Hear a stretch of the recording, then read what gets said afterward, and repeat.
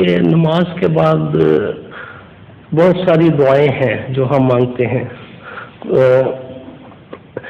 اور یہی دعائیں اگر ہاتھ اٹھا کر مانگی جائیں تو وہ یہی دعائیں جو نماز کے بعد کی دعائیں ہیں، معوذتین کی ہے، آیت الکرسی ہے، حضور یہی دعائیں اگر ہاتھ اٹھا کر مانگی جائیں تو یہ غلط؟ ہاتھ اٹھا کر؟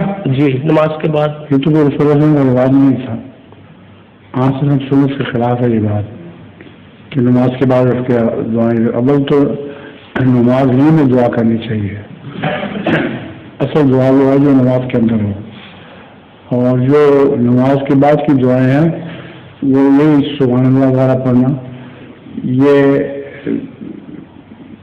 تسبیح و تحمید ہے، بس دعا نہیں ہے. اصل میں یہ اس میں کوئی بھی دعا نہیں ہے، تسبیح و تحمید ہے.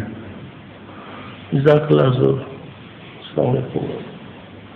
ظہور مہدی آخر زمان